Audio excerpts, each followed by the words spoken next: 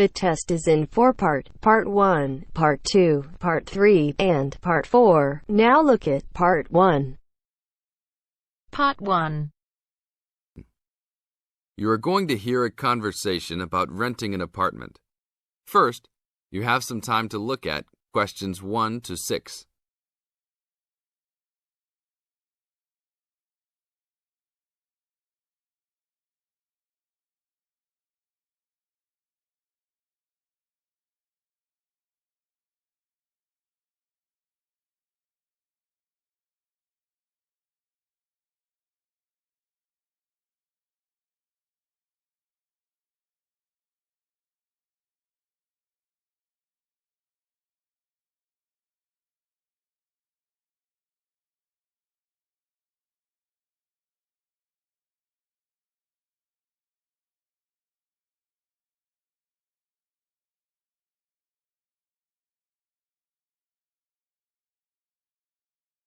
Now listen to the tape and answer questions 1 to 6. How can I help you, sir? Hi, I'm interested in renting an apartment in your building. Can you show me around inside? Sure, my pleasure. Do you know what kind of apartment you're looking for? I'm thinking of something for my best friend and I. The apartment doesn't have to be too big, just something comfortable for the two of us. I'm looking for a kitchen, 2 bedrooms and a bathroom, just something simple. Okay, well, let me show you what we have to offer. We divide our apartments into 3 categories. There are standard apartments, upgraded standard apartments, and luxury apartments. Please follow me. This apartment just went up for rent yesterday. The old tenants moved into a larger one. This apartment is what I call the standard apartment. It's small, but has everything you need. The kitchen comes with a refrigerator, an oven, and a stove. There is 1 bathroom with a shower, but no bathtub. The rooms are a good size, and both have their own closets. The living room has enough space for a couch. We will provide a television for you. These apartments are very popular with students because they are affordable and practical. Right now, we are renting these out for only $1,000 a month. I think this is a little bit on the small side. There's no space for a dining table or even for an extra desk.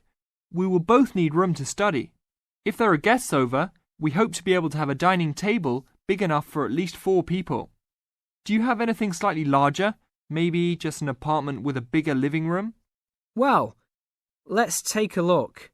Right now, we also have an opening for a luxury apartment. This apartment is larger. It has 3 bedrooms, and all 3 are larger than the last one, and there are 2 bathrooms, and all have bathtubs. The kitchen is also larger, and come with an additional dishwasher and freezer. The living space has plenty of space for a dining room. How much is the rent on these apartments? These are more expensive, usually in the $2,500 range. Don't forget that there is an additional bedroom, so you could find another roommate to lower the cost. I think that's a little bit on the expensive side. We don't really have the time to find another roommate, so it's probably better to stick with the 2-bedroom places. Is there anything between these 2? Come with me. I can show you this apartment right now. But there are people living in it. There are no more of these kinds of apartments available at this moment. But if you decide that you like it, I can put you on the waiting list. And as soon as we have openings, you will be contacted. Sure, let's take a look. This is the upgraded standard apartment. As you can see, it's larger than the other 2-bedroom apartment. There are 2 bedrooms and 2 bathrooms, 1 in each room. The living room comes with a television, but no furniture. The kitchen is around the same size as the other smaller apartment. The basic difference is the additional bathroom and larger living room. These rent for around $1,400. Now look at questions 7 to 10.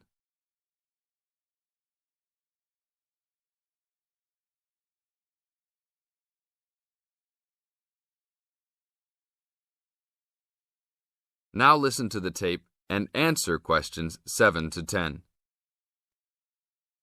Seems like a good deal. Do you know when an apartment like this will be available? That's hard to say. I know these people who live here right now should be graduating soon, so they might be moving out. Well, I guess I'll put my name on the waiting list. Hopefully there'll be an opening as soon as possible. That sounds like a good plan. I will notify you as soon as we have vacancies. You will have to leave us some information and a student identification number. Sure, no problem. My full name is Robert Jack Browning. Could I have your age, please? I'm 38. Your major? I'm studying biology. How about naming some of your hobbies? Fishing, golf, watching movies, and spending time with my family. Sounds like a good life. What is the price range of the apartment you are looking for? Somewhere between $1,000 to $1,500. Your student identification number, please? QS 45890. Could you repeat that? QS 45890. Lastly, could you leave us a phone number? Okay, it's area code 236-580-2287. Thank you very much. I will give you a call as soon as possible.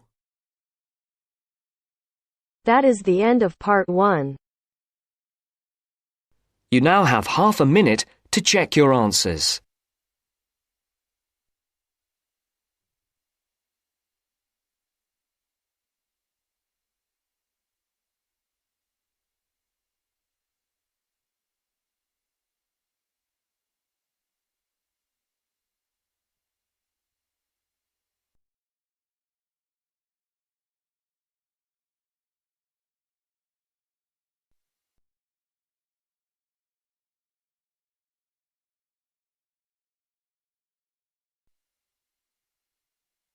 Now turns to part 2.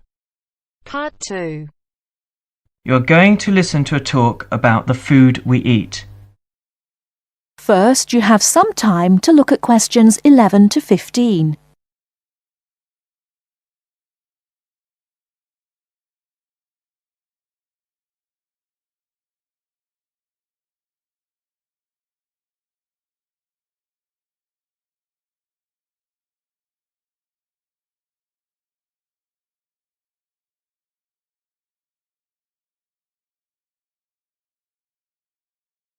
Now, listen carefully and answer questions 11 to 15.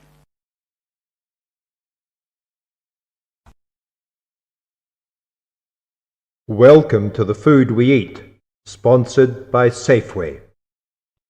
Increasingly, we know more about the effects of our eating habits and lifestyles on our health. While new information can change old ideas, the news stories can often be confusing. At Safeway, we try to help customers not only in the range and types of food offered, but also by providing up-to-date, reliable information in areas we know are of interest and which relate to the diet we eat. Today, we are going to talk about sugar. Recently, doctors have been advising us to eat less sugar. The health recommendation to use less sugar is for two reasons. Firstly, for the sake of our teeth, since the amount and frequency of sugar consumption links to decay. Secondly, as sugar is a good source of calories, it can easily be a problem if we tend to be overweight. The dental risk is because bacteria which occur naturally in our mouth feed on carbohydrates, sugar and starch, to form plaque and acid. Plaque is a sticky coating that prevents the bacteria being removed by saliva. The acid attacks the tooth itself. This takes time, however, so the trick is to avoid sticky foods like sweets, which stay around in crevices feeding the bacteria. Before you hear the rest of the talk, you have some time to look at questions 16 to 20.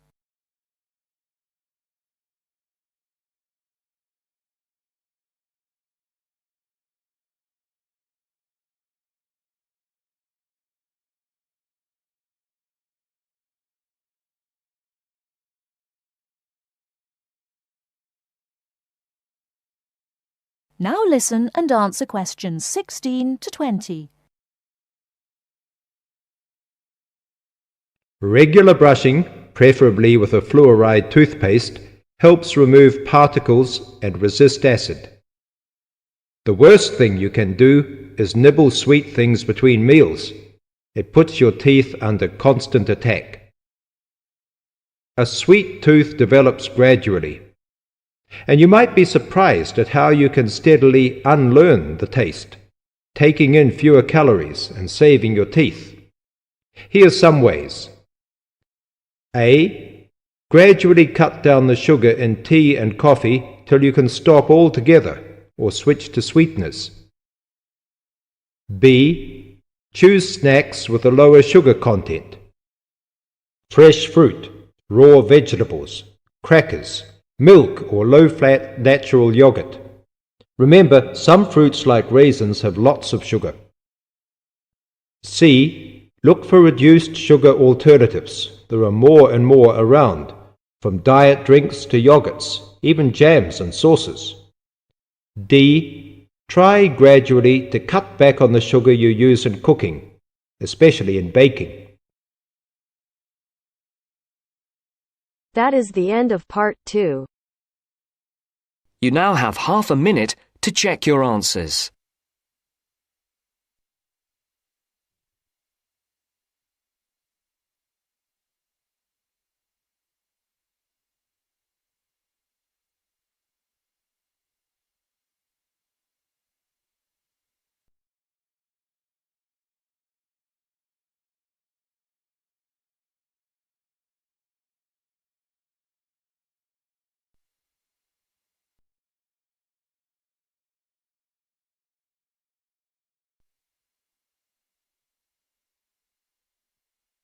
Now turns to part 3.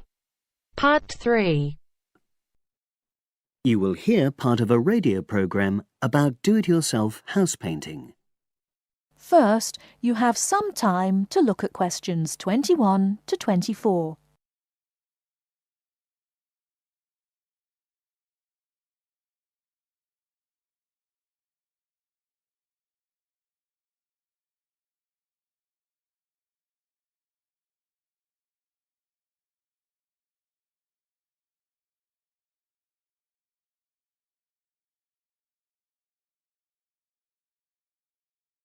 Now, listen carefully and answer questions 21 to 24. Good morning, everyone, and welcome to our weekly series on home improvements. Today's program is about do-it-yourself house painting. There's never been a better time for people who like to do their own interior house painting. Although people still lead very busy lives, thanks to the availability of various new DIY materials, you can now decorate your home in a more efficient and a more environmentally friendly way. In 2009 alone, approximately 53 million litres of the paint that was sold in the UK were left untouched. That's enough to fill 21 Olympic-sized swimming pools. It's easy to overestimate how much paint you'll need to decorate your room if you use guesswork. And if you know exactly how much paint is needed, you avoid unnecessary waste. There are automatic paint calculators available now. Most of the major paint manufacturers provide them. Look on their websites or just Google paint calculator and see what comes up.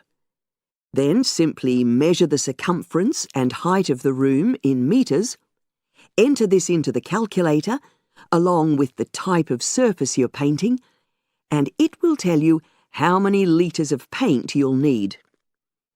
But if you do end up with leftover paint, you can donate it to an organisation like Community Repaint.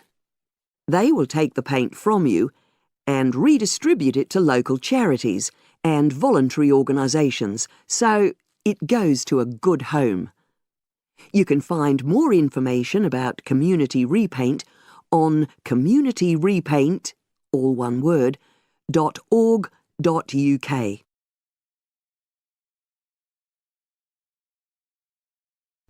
Before you hear the rest of the talk, you have some time to look at questions 25 to 30.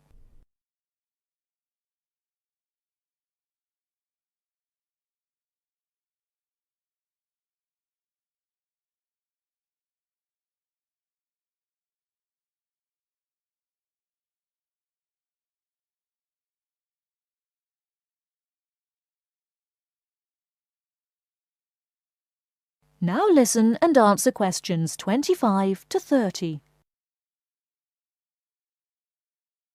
Another way of avoiding paint wastage is to check you're completely happy with your colour choice before starting to paint.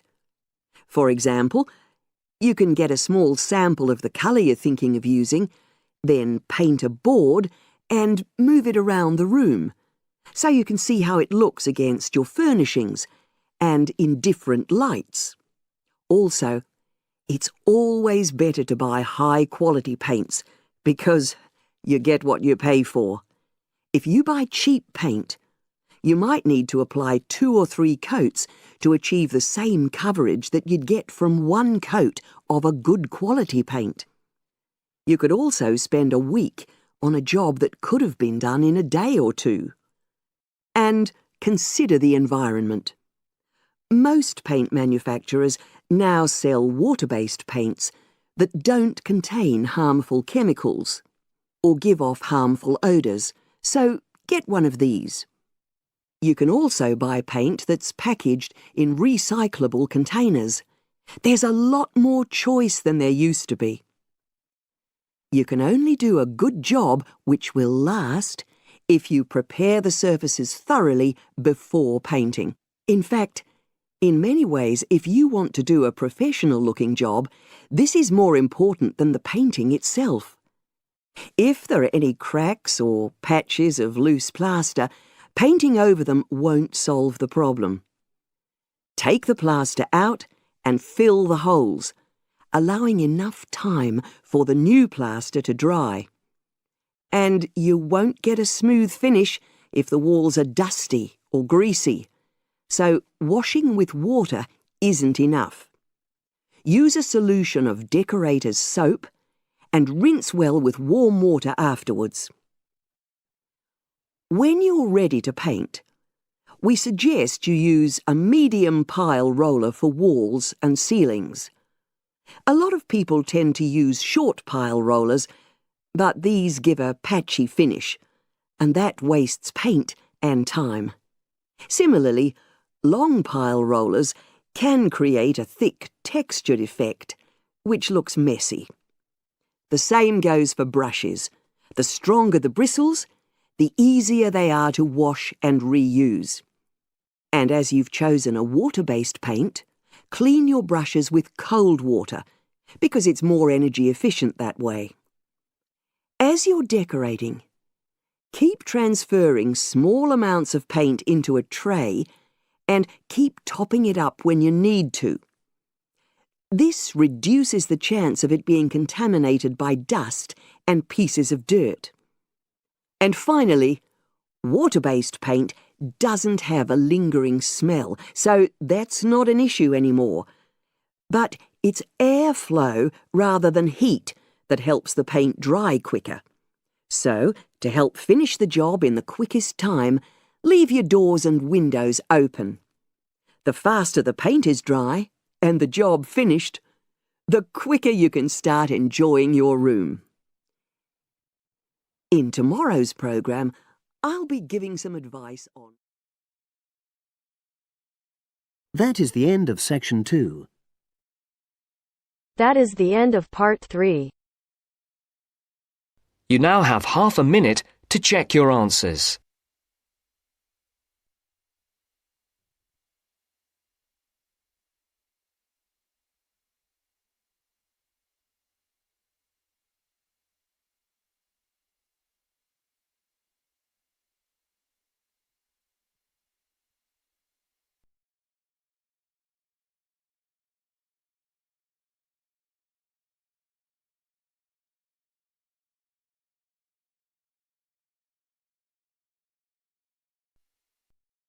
Now turns to part 4.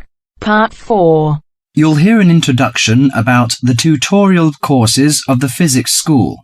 First, you have some time to look at questions 31 to 40.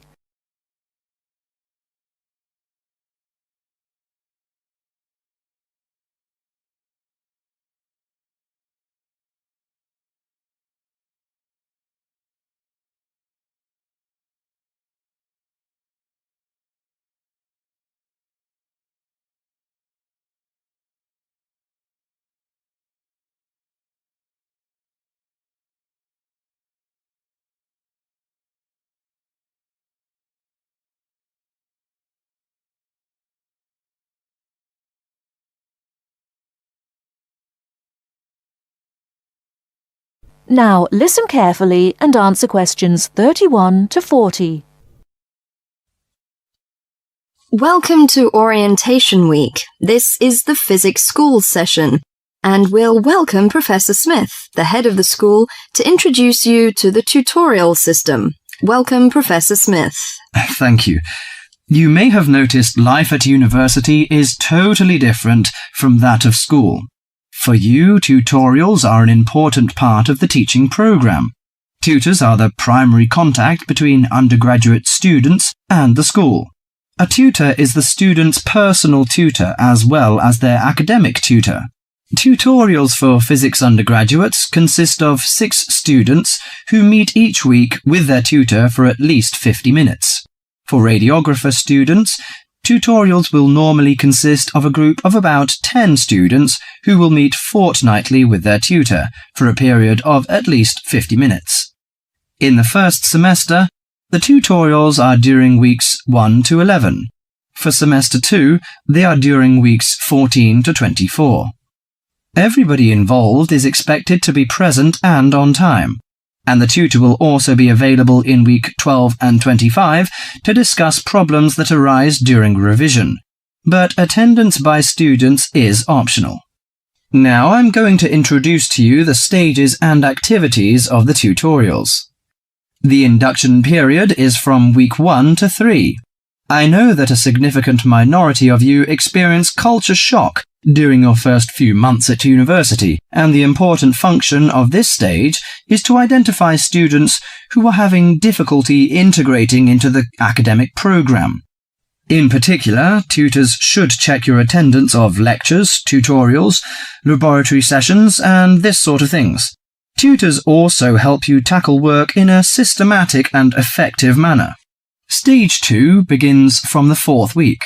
Some tutorials of this period are to be devoted to discussion or going over the students' lecture notes, but approximately 50% of tutorial time is to be devoted to coursework.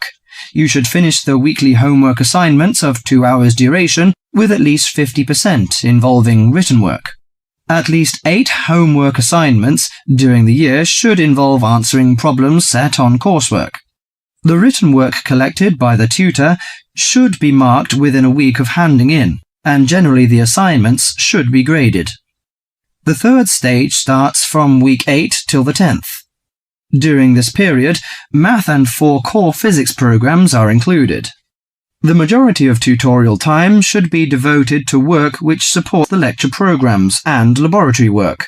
At least 60% of homework assignments should involve written work.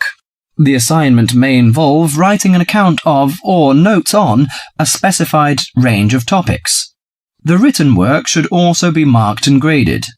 Short oral presentations by students should be included. They are possibly on general physics topics or essays. The last week's personal development planning is a structured and supported process. The primary objective for PDP is to help you to become more independent and confident, self-directed learners, and encourage a positive attitude to learning throughout life. It is undertaken by yourselves to reflect upon their own learning, performance and achievement, and to plan for their personal, educational and career development. Finally, if without evidence of good reason you miss more than 2 sessions during a semester, or if the tutor is not satisfied with your progress, the matter must be immediately referred to the program director, who will normally issue formal warning, verbal and written. This will inform you that your place at university is under threat of withdrawal if no improvement is made. That is the end.